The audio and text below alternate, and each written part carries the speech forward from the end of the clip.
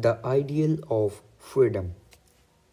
Before we set out to answer these questions, let us stop for a moment and consider. The autobiography of one of the greatest persons of the 20th century, that is Nelson Mandela, is titled as The Long Walk to Freedom.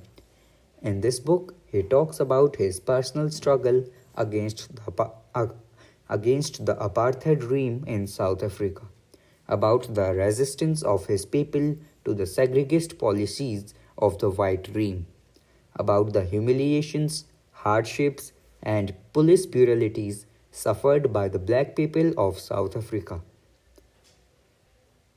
Such measures constituted a body of constraints imposed by the apartheid regime that discriminated between the citizens based on their race, caste, color, etc.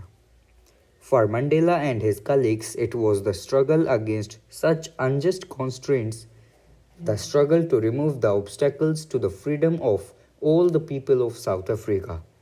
And that was all about the long walk to freedom. For this freedom, Mandela spent 28 years of his life in jail, often in the solitary confinement.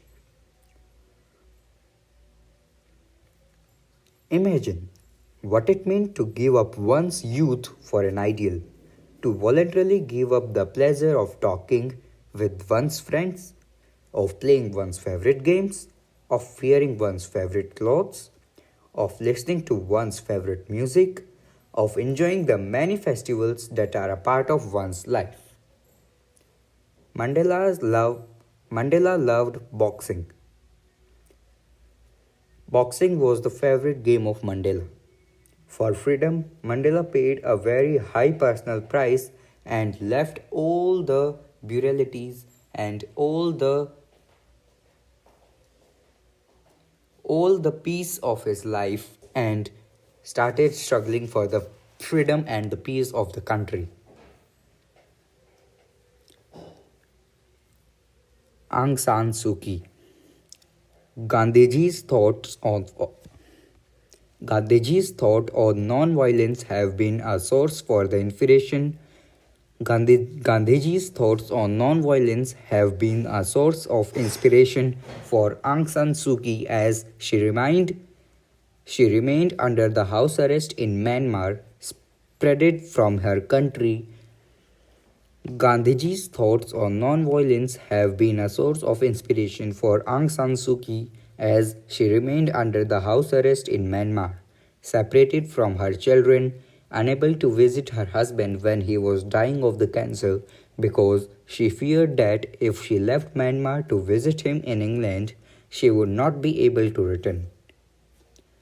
Aung San Suu Kyi saw her freedom as connected to the freedom of her people.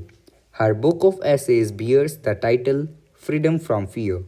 She says, "For me, the real freedom is the freedom from fear, and unless you can live free from fear, you can't live a dignified human life." We must not, her words suggest, be afraid of the opinions of other people or of the attitude of the authority or of the reactions of the members of our community to the things we want to do.